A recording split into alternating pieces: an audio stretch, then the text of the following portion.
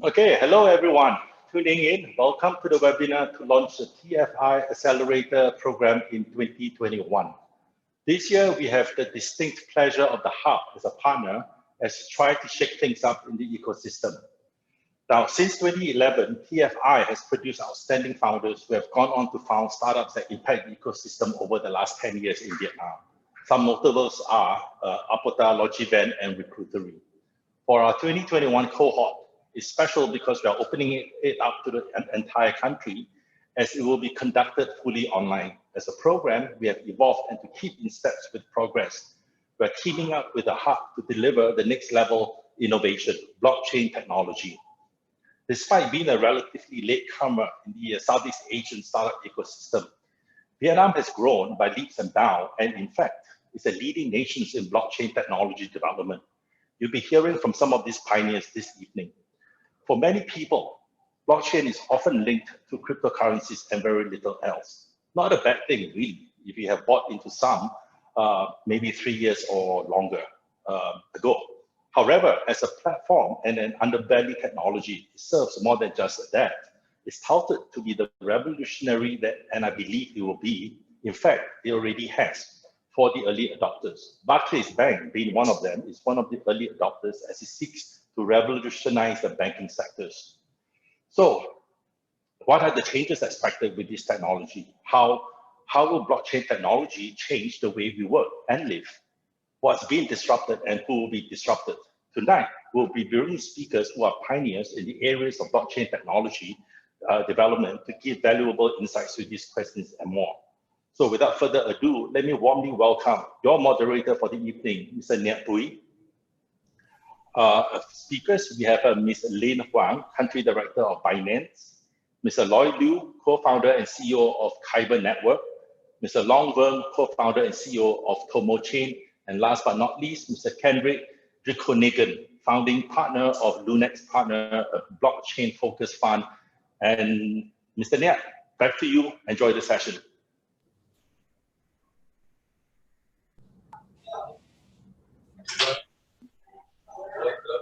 Hello, everyone.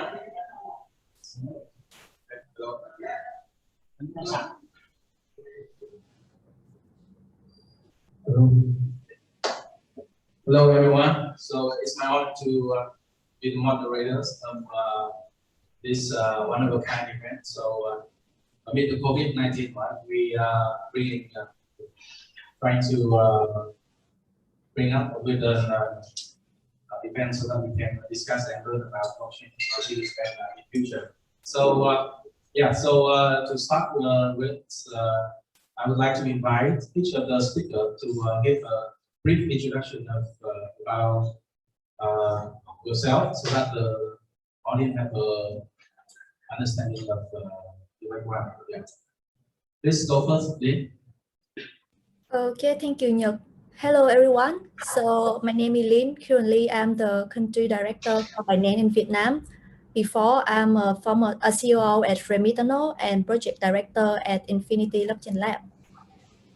And I invest in crypto since 2016. That's it for me.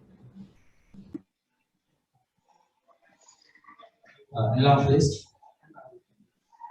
Hello, everyone. My name is Long Vuong, and I am a CEO of Tomo Chain Lab. Tomo Chain Lab is the maintainer of Tomo Chain public chains, and we also a key ecosystem developer for the public chain. Tomo Chain, we started in 2017 to solve the scalability problem, we have been working for a few years. I think with Tomo Chain, we are EVM, Ethereum virtual machine compatible, and you can do a lot of more experiment, but with a cheaper fee and a faster transaction on Tomo Chains.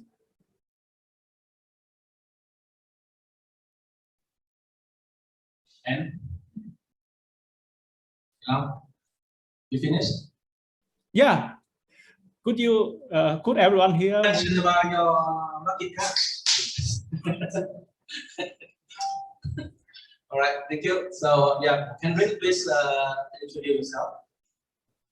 Hey everyone, I'm Kenrick. I'm the founding partner of Lunex Ventures. We're an early stage crypto and blockchain investment VC. So we've invested in kind of financial infrastructure running on top of crypto and blockchains, as well as the liquid cryptocurrencies. Right now, I'm actually starting a new fund, which will be called the Play Future Fund. We'll be investing in blockchain gaming. So a slight pivot into the gaming space, but still crypto and blockchain. Thank you. And yeah, last but not least, please. Hey guys, this is Lloyd from 𝐍𝐓 𝐉𝐔𝐒𝐓. Hey, other panelists. Hey, Kenrick. It's been some time. Yeah, my name is Lloyd. Yeah, I'm CEO and co-founder of 𝐍𝐓, and at 𝐍𝐓 we've been building various different decentralized liquidity protocol, basically to facilitate decentralized trading of cryptocurrency. I've been in the space, I guess, since 2014 as a researcher. And yeah, I've been meeting a lot of good friends and good people in the space along the way. Yeah, thanks for having me. Yeah, thank you guys for the introduction. So we have four big names here. So everyone loves finance, right? We have Lynn, the director of finance. So we have Lynn, the founder and capital network. If you guys are interested in blockchain, you have to know him, right? So around $400 million, right? Is it true, right? Okay, and then Long for blockchain, another 100 million, and yeah, Kenrick for one of the top blockchain VC in the region. Okay, so yeah, so I would like to start with a very related question for today. So why blockchain is more than just coin trading? So yeah, everyone, yeah, please speak up, please. Lynn? Okay, I can start first. Yeah. I think we can refine the question that will the blockchain technology changing the world? And my answer roughly will be yes. So blockchain will definitely changing our social and economic status for the better.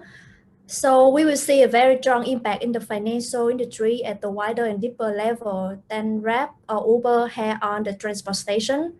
So what I'm talking here is the digitization of the financial instrument, comprising of the digital assets, smart contract, and programmable money. So the digital instrument will redefine the process of commercial and financial market and globally creating the new paradigm where value is brought at every country in the world where people do not have the access to the bank. And any panelist want to answer that question? Sure, I'll go next.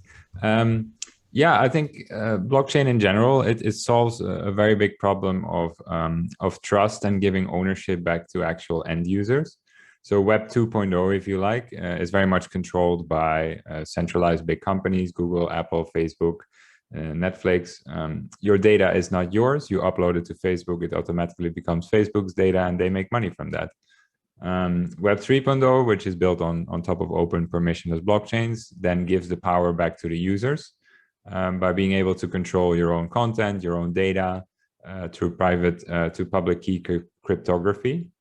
So that's very powerful, and that has implications for financial services because now we can actually control our own money for the first time ever, but it also has implications for other industries. And so we're particularly excited about the gaming space because it's just such a large industry. We actually think that most people will onboard into crypto through some kind of gamified experience or metaverse or some kind of other than a financial service. So that's why we're excited about it. But yeah, it has many wide-ranging applications, and we're very excited about giving power back to the user and taking it away from big centralized companies. I think I just want to add up one single point, right, which is about the basically the permissionless of the public blockchain, right? So I think if you look at the traditional finance, I think if you were born in some like, you know, third world country, right, like basically you won't even like have the access to other financial services, and compared to like, you know, the other like more developed countries, right? But I think with blockchain, with the public blockchain space, basically you can access to any DeFi services from anywhere. What you only need is probably just the internet and, you know, some Ether or some BNB to pay for the gas, right? Yeah.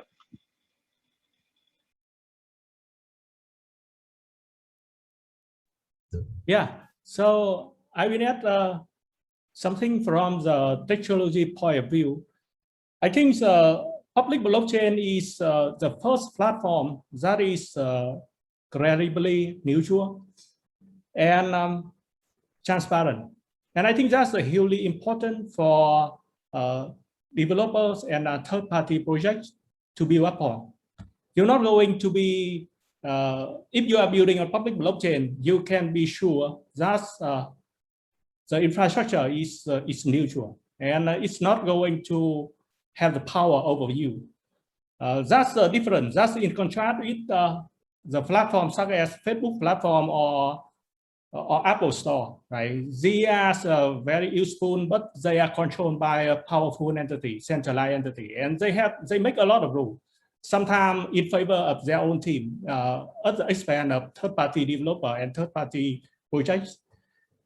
And secondly, I think a public blockchain platform is also a platform with embedded native money, and I think that's really cool. You can do a lot of things with embedded money within the platform, like DeFi and you know, all sort of things with money. I think these are really important things. Thank you for the first question. I would say that it's yeah, blockchain is invincible, right? So before we continue, I would like to introduce Mr. Hoang to join us today. So Hoang, can you speak a bit? Yeah, hi guys, I'm Henry from 𝐻UB. We just have a new program with TFI today, and it's going to be a very good news for the blockchain community, and hopefully we'll have a chance to work with all of you together after the show. Thank you. Yeah. So the terms thing just done a few minutes prior to this event, so congratulations. Okay, so yeah, let's come back to the discussion. So yeah, you guys talk about application of blockchain in finance. So let's come to an example of 𝐷𝐷𝐾 finance, right? So recently we see that 𝐷𝐷𝐾's new lending protocol I would say it's have a huge potential to what the future of fintech, right? So after the investment of $5 million from 𝐻𝐻 and other investors, so how can our startup can build lending service on top of that? What do you think? Oh, I think like lending and borrowing on the public blockchain has been a very big industry, right? I think we have like other giant in the space like Compound and Aave, and on Binance we have you know, Venus and a few others. The idea is very simple, right? I think these protocols, they just like connect the people who have the inventory, who have the capital, make it available for anyone who wanted like to borrow, right? Like for their own use, like either for trading or for, you know, their own portfolio rebalancing and things like that. And I think what's more interesting is that like everything is automated and also like super transparent on the blockchain. Basically, they don't need like to do anything like, you know, like KYC or SIC for any like permission in order like to get a loan, right? Which I think is going to take like days, if not even weeks, or you know, you may even like get rejected from the traditional banks or financial institutions, right? And I think what's interesting about 𝐷𝐷𝐾 and probably like a couple of other new blockchain startup in Vietnam is that they have a lot of developers and they've been like building for others like for quite some time, right? And I think this is really a good opportunity for them to be connected to the expert in the industry, and then really like leverage their developer resources to really build something for themselves. And I've seen a few other cases apart from Ricky. Yeah, Lynn, Long, do you have anything to add on top of this? Yeah, I had something. I also share the same your perspective, but I want to add something.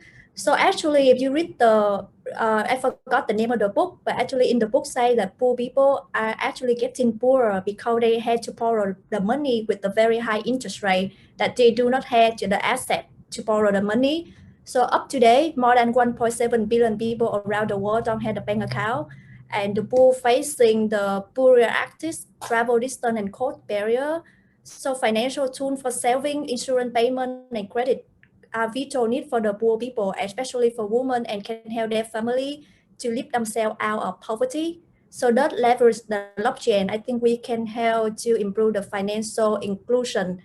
And by name mission is actually spreading the freedom of money around the world. But I want to be clear, spread the freedom of money is different free of money.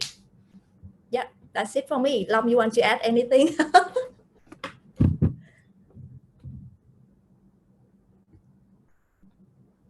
Hello? Yeah, Long, yeah. you want to add anything? I just unmute myself. So I think lending is one of the big business in DeFi. And if you think about it, it is quite amazing that some developer from somewhere in the world can actually write some code and spin off a bank, right? A bank on a public chain. And they have like allow different kind of coordination and matching borrower and lender from all over the world. So I think that's one case, one example of a crypto economy is booming, at least in the last 6 months, right? I think I hope that there are more examples of that, and I think currently most used finance product as related to trading, and I hope that lending, right? Lending and actually pushing the service to ordinary people to use is one of the important attempt to do in the future. So yeah, so I would say because you guys from Kyber and Tomochain, so now I would say that there's a huge, not also a big technical barrier so that startup can build up application, right? So how you guys as a protocol players have them reduce that sort of technical barrier and is it build apps or landings and other financial service?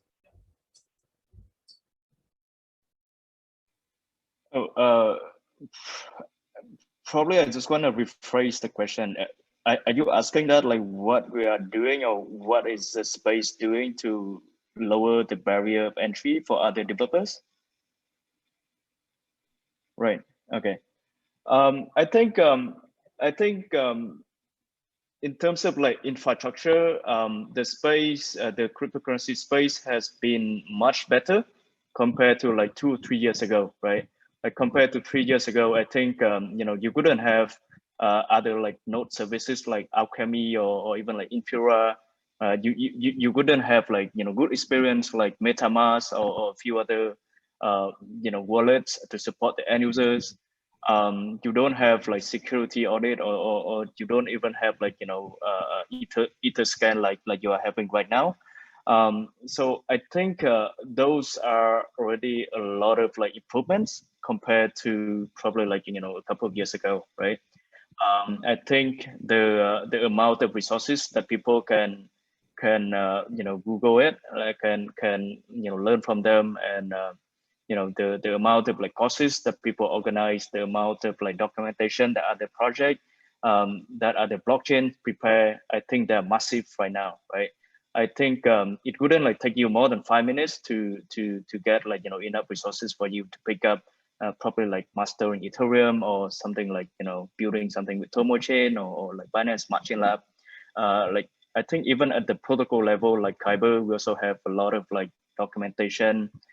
We have a Telegram group or Discord group for other people to ask question, technical question when they want to build with us. So I don't think in terms of barrier of entry, I don't think it's that high anymore, right? I think now it's more about what can you build with what we are having. And I think that's going to require a lot of brainstorming, and also market research and things like that. Maybe I can add on top of that. It really depends also on your perspective, and with any early stage technology, it takes time for entrepreneurs and new companies to come in and build easier experiences for people to use, right? So for us, or for Loy, or for us in this group, or for our listeners, maybe it's easy to use MetaMask, but if I try to explain to my parents how to use MetaMask, they have no idea, right? This is way too complicated for them. And for those people, we would need even kind of simpler experiences and abstract almost everything away, similar to how kind of the internet developed, which was difficult to use in the beginning with dial-up modems.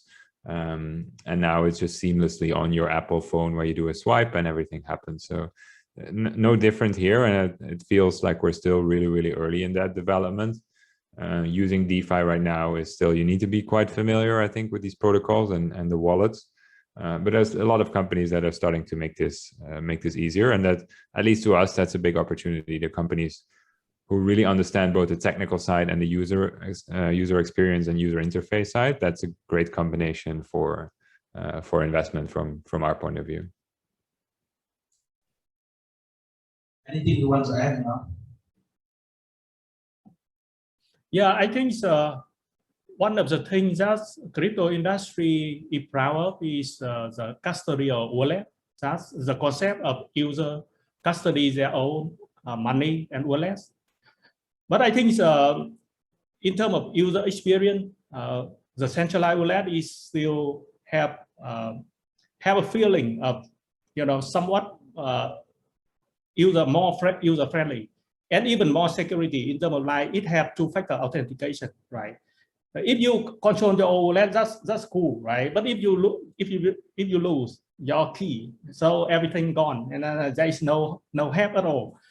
So I think there's a gap between fully custodial wallet and centralized wallet, right? There's something in between. I think Zach Dorsey, the CEO of Square, also talked about it a few days ago. That's he want to build something like a semi-custodial wallet that can be more user friendly, but also give you the capacity to control their wallet.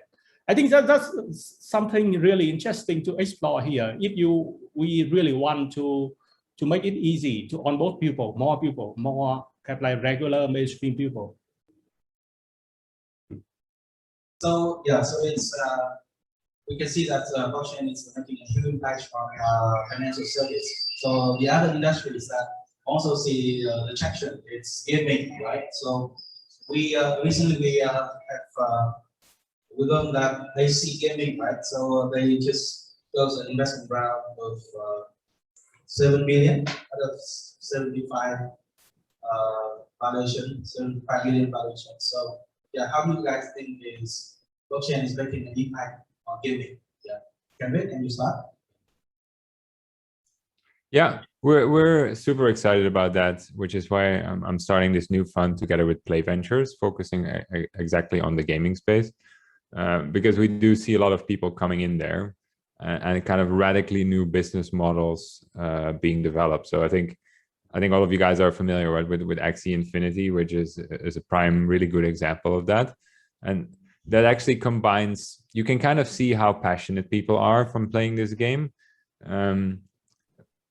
onboarding into Axie is still really difficult today. Like for us, it might be easy, but if you sign up, you need to have Ethereum, you need to have MetaMask, you need to have a Ronin sidechain wallet, then you need to purchase for a few $100 worth of Axies. And then you need to go through test flights, download a separate APK or an application on Windows just to play the game, right? Like that's today. And still they have over 100,000 daily active users. So to us, that's very much a sign of there's really something special and interesting there. But it's really early days. So the traditional game developers, they haven't really entered this industry yet. It's mostly kind of the crypto native people experimenting with this. And we think the real magic will happen once these two groups start to find each other. So real experienced game developers who know how to make really good games, coupled with people who are very sufficient and knowledgeable in the crypto space, because it's about giving control back to players, right? You can own your assets, you can trade them. The Axie play to earn model is kind of, it's like you don't spend, you invest in a game. And I think that's just such a powerful concept that a lot of people will be excited about. And yeah, we're excited about that too.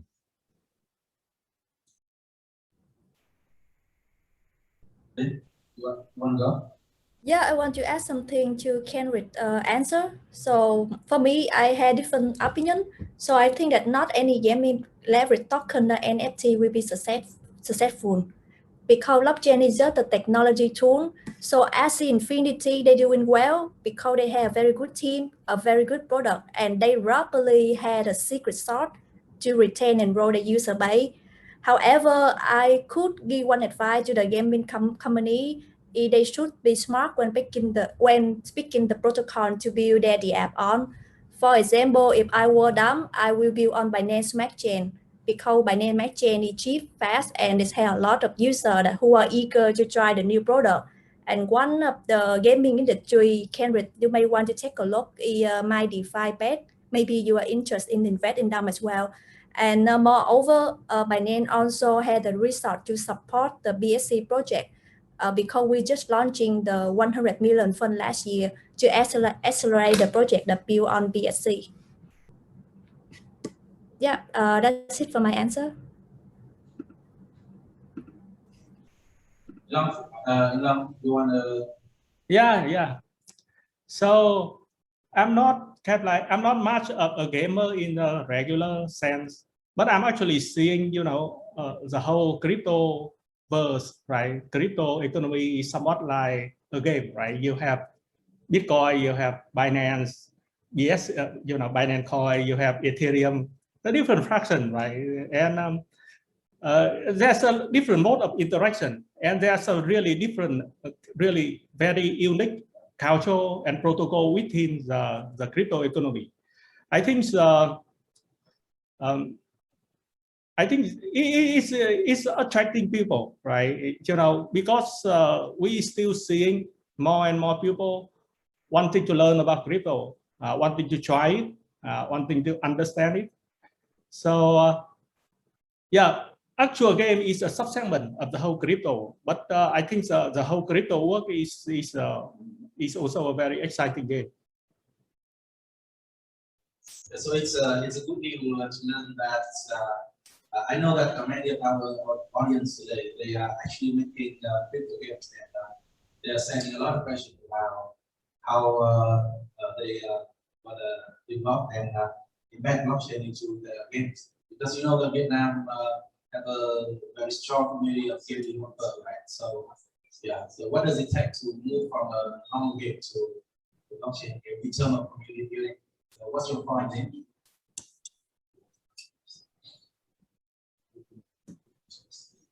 Lynn? I don't get your question. Can you say it again? The sound not very clear from my side. And my question is, Vietnam have a strong game developer community, right? So yeah, what does it take to shift the community toward a normal game developing and toward a blockchain game developing in terms of community building? Yeah, okay, I got it now. So I understand your question that I agree with you. Vietnam has a lot of developers in gaming and in other areas as well. So it takes for the game developer to be excited to use blockchain and apply to their business model is that we need to have a successful case, and Axie Infinity is one of them, which Kenrick already mentioned. So I do hope that in the next couple months or this year, we will see one or two gaming company that building on blockchain and very successful. And actually, my DeFi bet, they already make it to top 10 for the MVP program at Binance Smart Chain. So let's see how far they can go. That's all for my answer.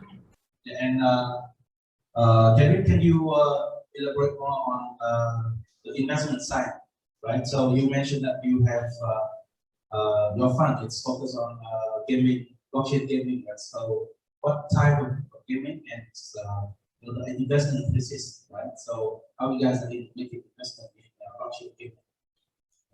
Yeah, I think the way that we'll start with this fund is primarily initially focusing on the infrastructure layer before the actual blockchain type of games. And it's also not really like blockchain games. It's more like a game has to be fun to play, and it's enhanced by some kind of blockchain experience, whether that's a payment or taking ownership of a piece of land or a skin.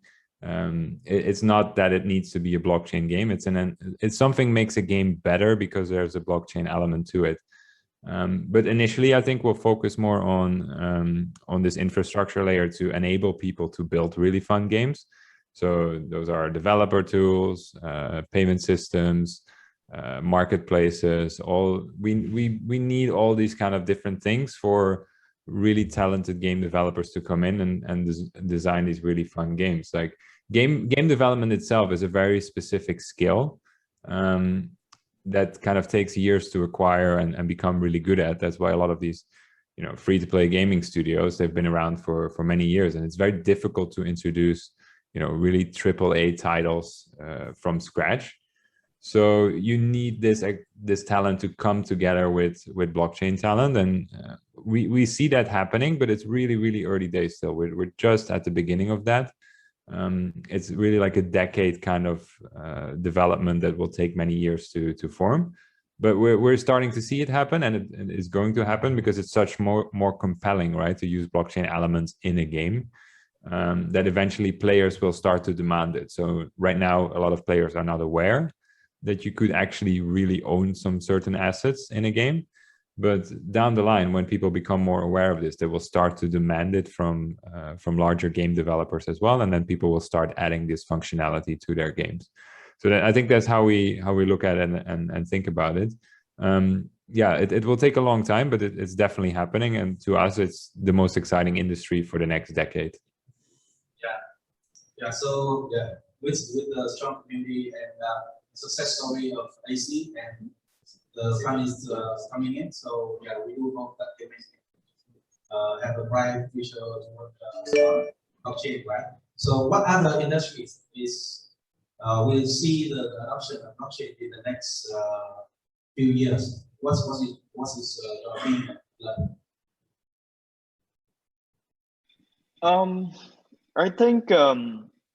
I think that there's a trend of like asset tokenization, right? I think probably like 2 years ago, people talk a lot about like STO, but they haven't done it much. But I think recently there have been like a lot of like people trying to, for example, like tokenize the real asset, right, and then bring it to the blockchain and really like make it easy and convenient for people to trade, to transfer, and to even like own it, right? I think that's the trend that probably like in the next 2 years that we could see. And I think one nice thing about that is that, like, for example, in real estate, right, it's gonna take people like lots of money to invest in one real estate. But with things like tokenization, you can really like split it into like thousands of smaller pieces, and then people with only like $1,000 US can own part of that land, for example, right? So I think that's something that I find is quite interesting, and it could really like change the landscape of for example property market. Yeah. Anything else that you want to add, other panelists? I think I can add two area that is hot right now. It is charity and NFT. So I think blockchain can solve the just issue in charities. As for example, Binance Charity, we are the first NGO that apply blockchain into charity, so to make sure all the transaction is very transparent and immutable. And another one is the blockchain will bring the opportunity in digital art with the NFT. Everyone talking about it right now. Digital art has long been undervalued. I think it largely because it is so freely available. So I think to have the artist create the financial value for their work, NFT can add the crucial ingredient of scarcity. So that is two areas I think that can be popular for this year. Long and Kenrick, you want to add anything? Sure, yeah. One thing I personally very excited about, and actually getting more and more excited over time, is the concept of DAO, right? Decentralized autonomous organization.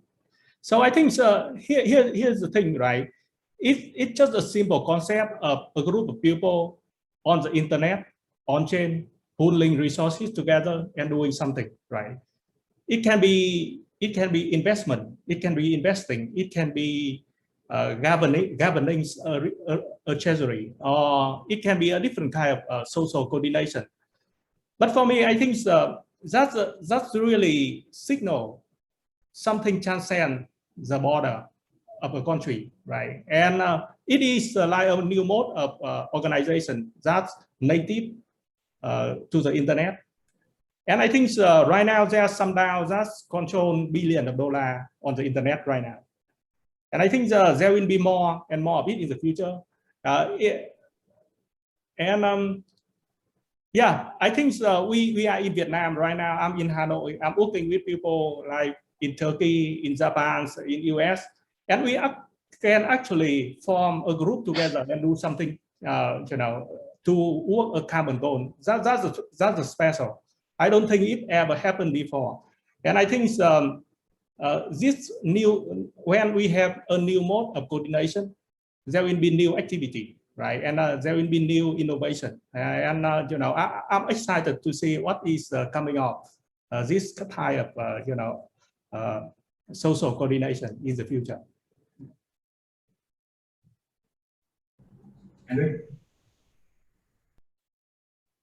Nothing much to add there. I agree with Long that the DAOs are super interesting. That's really something new. How we can organize a company and organize people around that.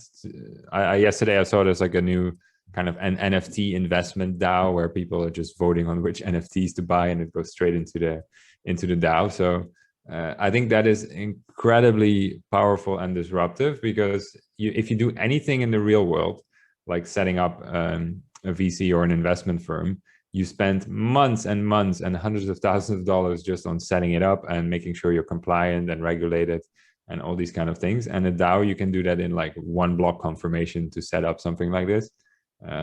Yeah, that's, to me, is super powerful, but it again, that will also take time. And I think there's an opportunity there for entrepreneurs to really come up with companies or on-chain protocols to facilitate this and make it easier for people to actually organize a DAO, to set it up and build all kinds of features around it and usability. So yeah, definitely DAOs, super interesting. Right. Oh yeah, so I think speaking of DAO, we have been spending a lot of time building our own DAO as well. So currently, I think Kyber DAO is probably the most active one on Ethereum.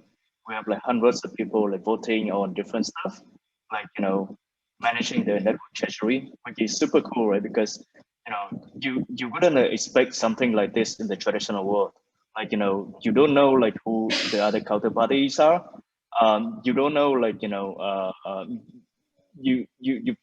don't even know like whether they are like much younger than you, or like from some like basically like get into the space like much later than you.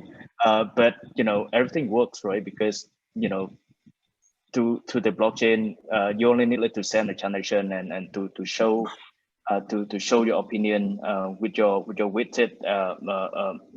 Basically, you are weighted based on how much token that you have. Of course, you can do a lot of experiment with this, but I think this is really like change how the organization works. And I think a lot of cool things can be developed on top of this in the next couple of years. So you guys talk about the fundamental change of how people will actually coordinate and putting resources to solve problems, right? So I have another question about a specific industry. I've learned that our industry is let's say real estate, right? So I know a lot it's involving some startup that bringing blockchain into real estate. Can you share a bit about that and how blockchain will shape the future of real estate?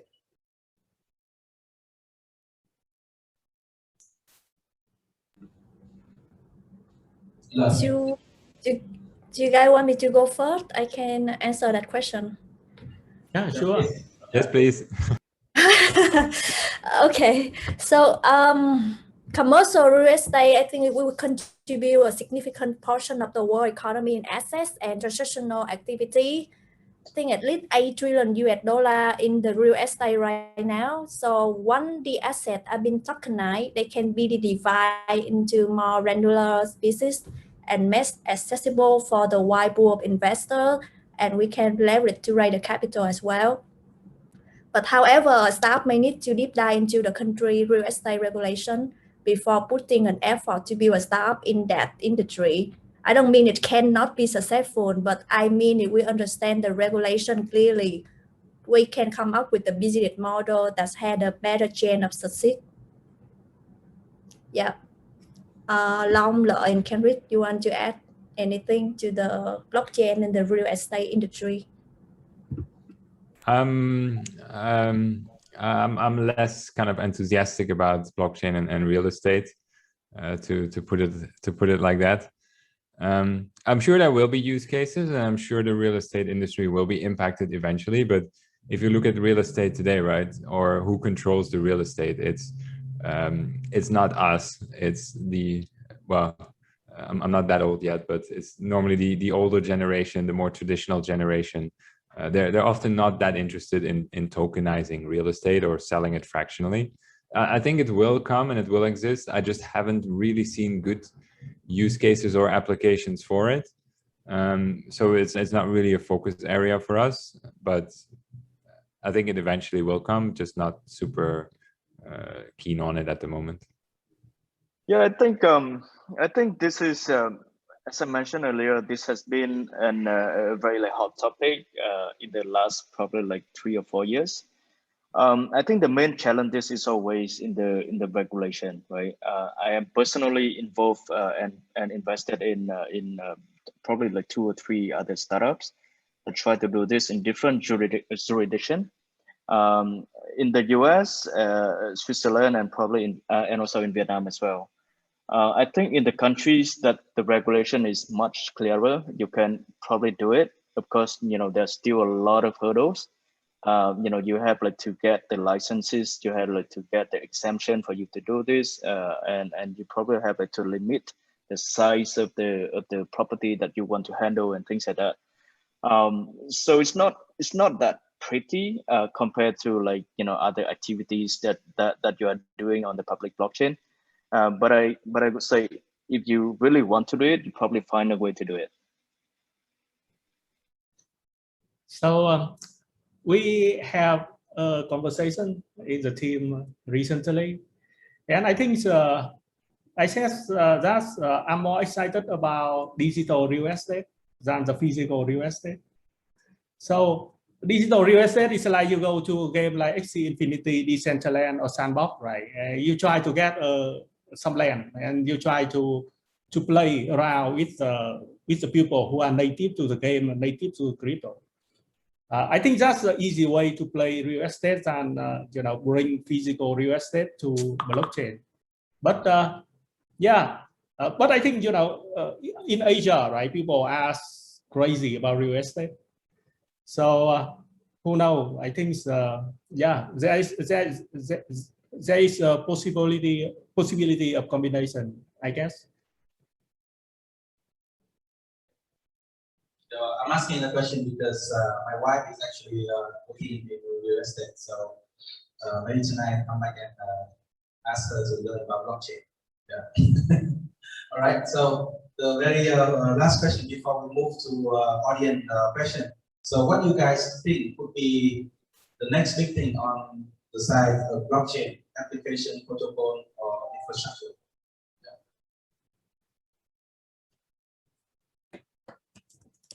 Yeah. I'm excited about countries adopting Bitcoin as their monetary standard, but that's I'm not sure if that fits the criteria of the question. So we have El Salvador now, right? I agree with Kenrick though. I think I also agree with Kenrick that we expect more countries will adopt Bitcoin in the future. So recently we have El Salvador. So I'm thinking that other countries in South America and North America, like Venezuela, something like that, they will be start adopting Bitcoin very soon. I'm more excited about that as well. I mean, like, if you look into it, right, I think there are probably more than 70 other countries that are using USD as their legal tender, right? Because they don't have their own currency. So hopefully, with the inspiration from El Salvador, we can probably get a few more countries to join. I think it's a huge experiment, right? And I read the legal document passed by El Salvador Congress, and it is very specific that every businesses have to accept Bitcoin, right? So they must have really good wallet. I think the Lightning wallet ready for everyone in El Salvador, right? I think it's a huge experiment. I think with Bitcoin, right, we go from the story of a payment network to the story of digital gold, right? But now we come back to payment network.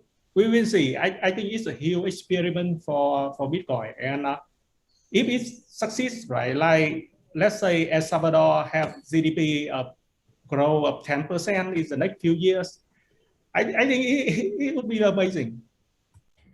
Yeah, I really like that question. I think we are on the same track now. So El Salvador, I think it will be one of the wealthy country. Again, it's not my guess because they adopt Bitcoin so early and they encourage their citizens to buy Bitcoin and accept Bitcoin as another legal tender beside USD or their own currency.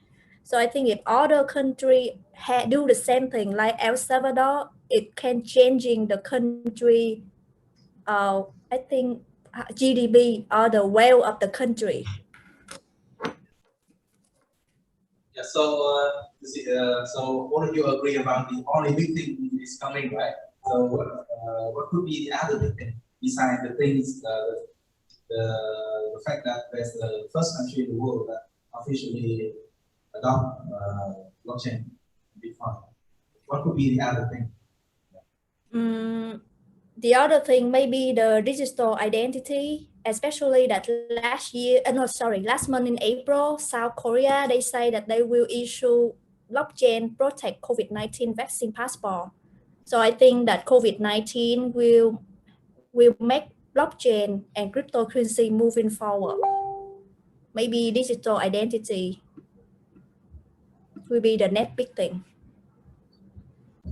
Do you guys want to add anything besides Bitcoin adoption? I think the huge big competitor Bitcoin is also arriving, which is central bank digital currency. I think it definitely incoming from China, and I think even the Fed chairman also says that the United States will experiment with the digital currency by the end of this year. I guess a lot of big tech firm like maybe Facebook with Libra project is going to jump in to help with CBDC in the United States. So yeah, CBDC from China, we have CBDC from United States, and we have Bitcoin and Binance Coin. That would be a whole happy family in the next few years. Yeah, CBDC can be the huge one as well. I agree. Yeah. So so like, you want to spend a couple of minutes in introducing about the HUB initiative?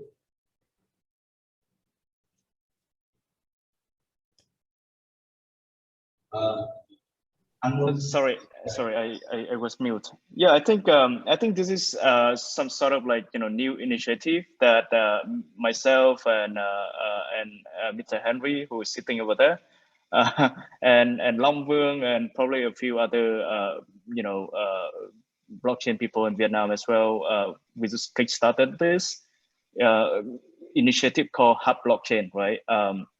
So basically, this is a accelerator focused on new blockchain project coming from Vietnam.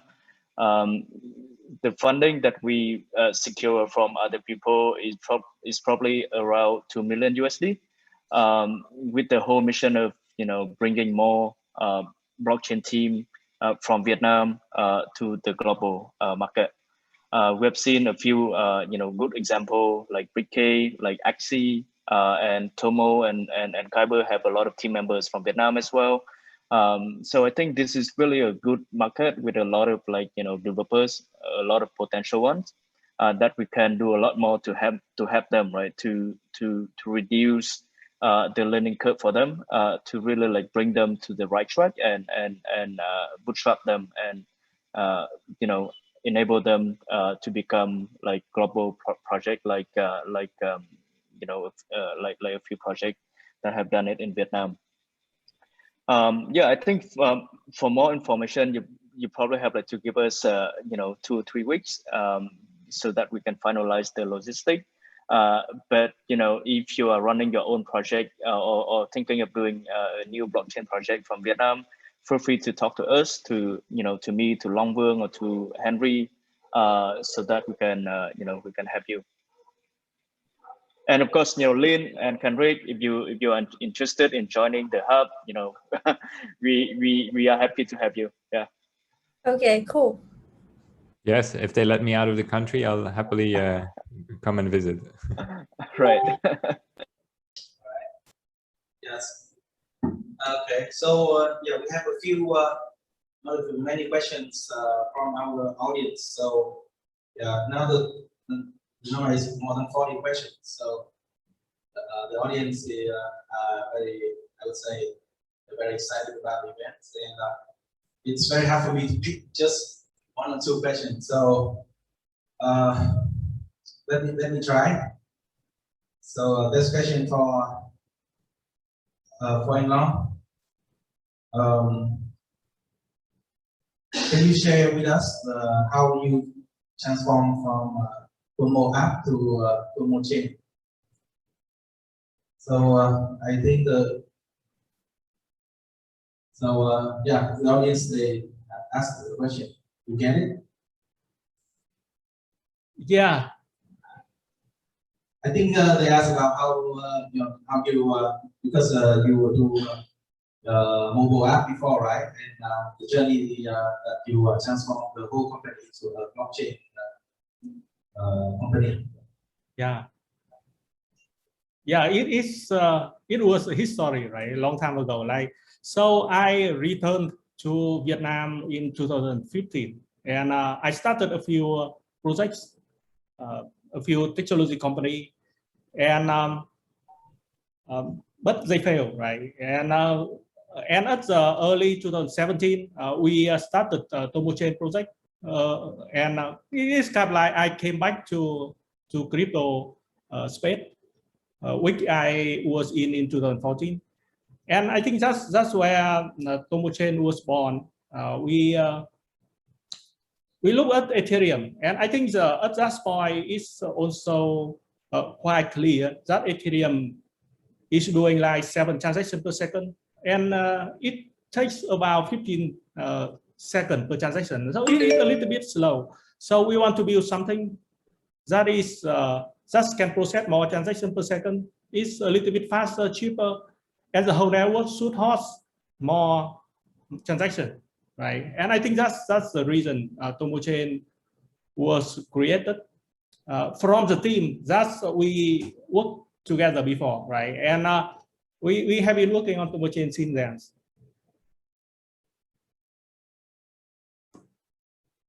Yeah. Okay. So this question is for you. So how Binance are going to help startup in Vietnam?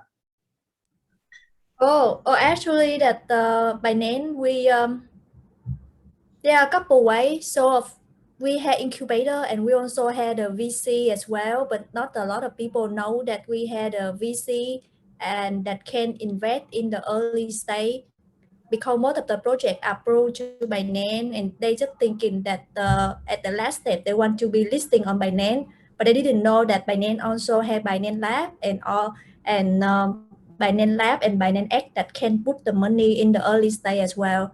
So recently that Binance Vietnam, we do the hackathon for Binance Smart Chain, and 2 of the project from the hackathon right now, they are the MVB2, BSC MVB2 with Infinity and MyDeFi bet.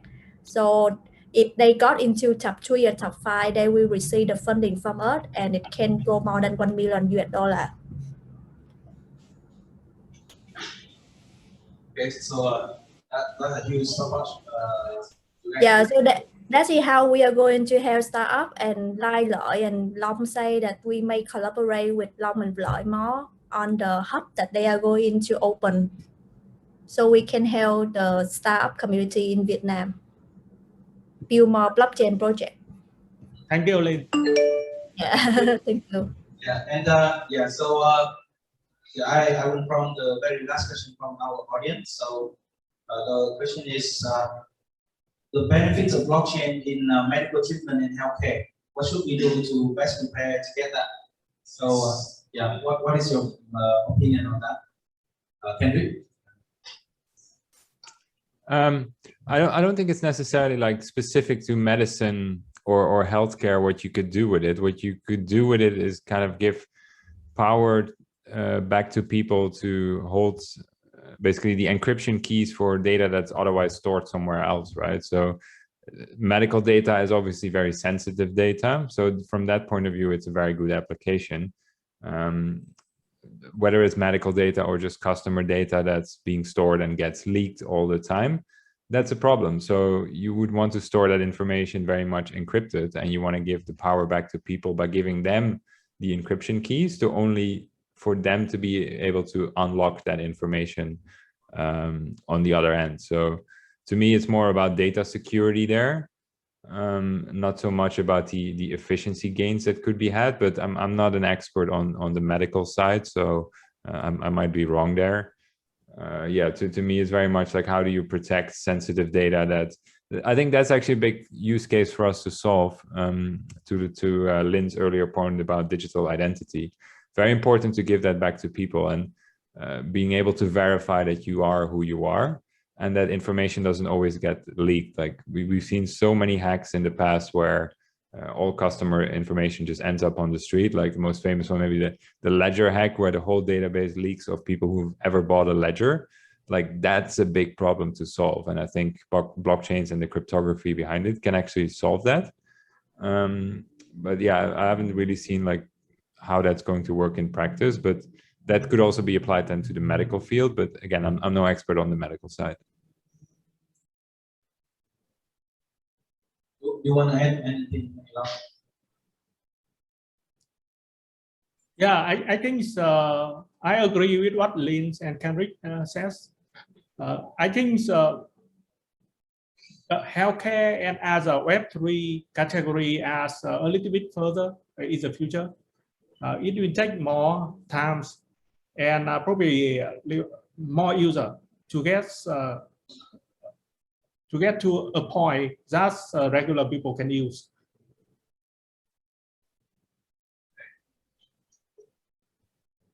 Yeah.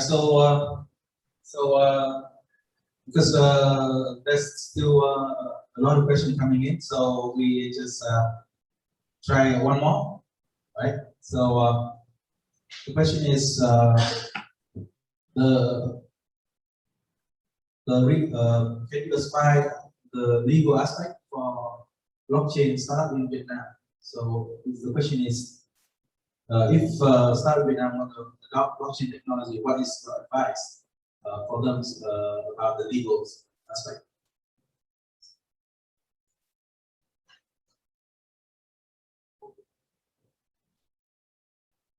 I think it depends on whether you are a developer or you run a company and maybe a medium-sized project.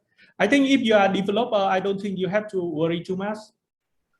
Most of the crypto project as open source. You can download the code base, you can connect with the API, you can write some code and have it running, and even make money from that. And there's no regulation to prevent you from doing just that. But if you are a project, right, and you are target a certain things regulated by the government, for example, like payment, right, or even e-commerce, you may have to abide the relevant regulation. But that's just specific to a category. And if you want to do a certain category, you have to consult the relevant legal document about it. But nothing about crypto or blockchain is is very that need to have heavy regulation at all, at least from developer point of view. Yeah.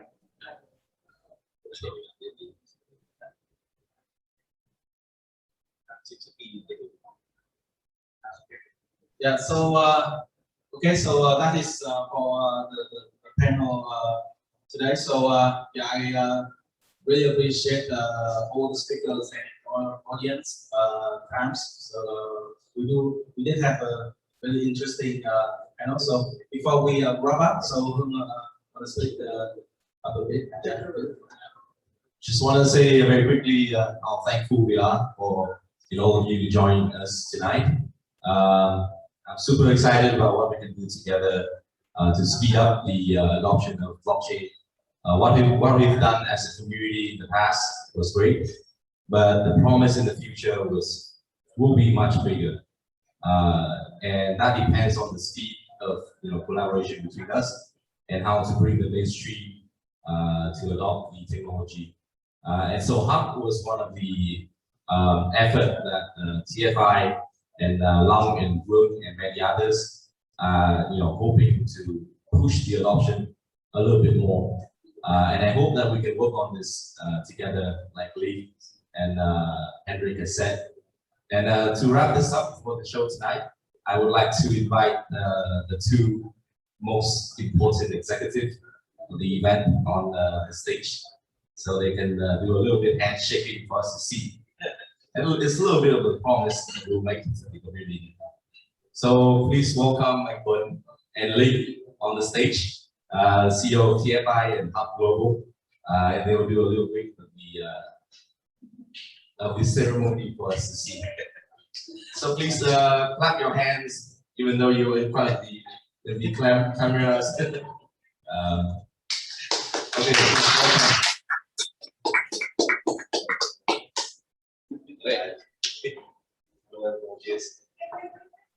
Yeah, so these guys are behind the scene the whole time, and yeah, we are loyal fans of you guys, like Lynn and Long and Kenrick, and the many people that are joining us over Zoom tonight.